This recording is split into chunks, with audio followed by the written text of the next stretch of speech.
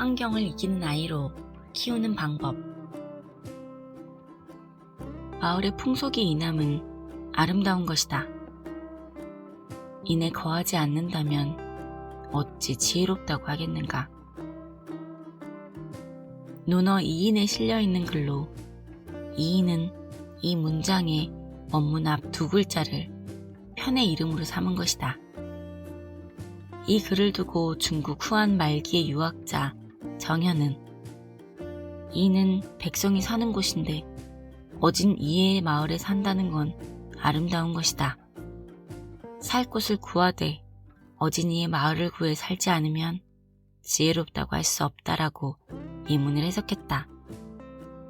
다른 유학자 형병도 같은 해석을 했는데 오늘날 많이 따르는 가장 일반적인 해석이라고 할 수 있다. 도를 추구하는 사람은 마땅히 풍속이 어질고 아름다운 기질을 지닌 사람들이 있는 곳을 선택해야 한다는 것이다. 좋은 환경에 머물 때 좋은 영향을 얻는다는 점에서 보면 당연한 이야기라고 할 수 있다. 그러나 다산의 견해는 달랐다. 원문을 해석하는 것에서도 분명한 차이를 보인다. 사람이 거처하는 마을은 인을 행하는 것이 아름다운 것이다. 거주지를 선택하되 스스로 인에 거하지 않으면 어찌 지혜롭다고 하겠는가. 다른 유학자들은 인한 마을을 선택하여 거주해야 한다고 해석했다면 다산은 인을 행하는 것은 자신의 선택이라고 해석했다. 아무리 척박한 곳에 머문다고 해도 자신이 인을 행하면 그곳은 편안하고 아름다운 거처가 될 수 있다는 것이다. 다산은 논어에 실린 두 구절을 그 근거로 들고 있다. 공자가 동쪽 오랑캐의 땅에 가서 살고자 하여 말하기를 군자가 가서 살면 어찌 누추함이 있겠는가 라고 했다.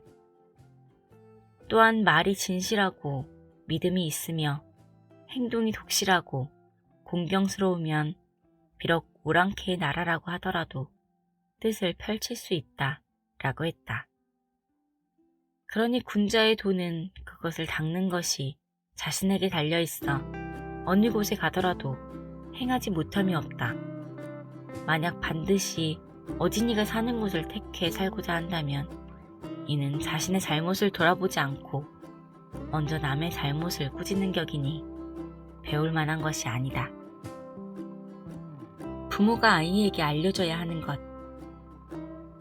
다산의 해석은 독창적이고 다양한 사례를 인용함으로써 충분히 공감이 가지만 이는 학문과 수양이 높은 경지에 이른 사람만이 가능한 일이라고 할 수 있다. 어린아이뿐 아니라 설사 성인이라 해도 환경의 영향에서 자유로울 수 없기 때문이다. 따라서 자녀들에게 좋은 환경을 제공해주고 싶은 것은 모든 부모의 공통된 바람이다. 그럼에도 마음은 간절하지만 여건이 여의치 않아 제대로 해주지 못하는 것이 현실이다. 다산도 마찬가지였다. 두 아들에게 좋은 환경을 만들어주지 못한 것을 안타까워했다.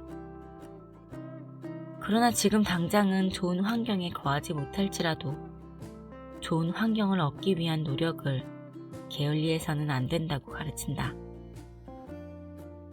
그리고 사대부로서 거주지를 어떻게 얻을지에 대해 방향을 일러준다. 무릇 사대부의 가법은 뜻을 얻어 벼슬길에 나서면 서둘러 산 언덕의 집을 새 얻어 처사의 본색을 잃지 않아야 한다. 만약 벼슬길이 끊어지면 급히 서울 언저리에 의탁해 살면서 문화의 안목을 떨어뜨리지 않아야 한다. 내가 지금 죄인의 명부에 있는지라 너희를 잠시 시골집에 숨어 지내게 했다. 뒷날의 계획으로는 다만 도성에서 심리 안쪽의 거처를 정할 수 있을 것이다.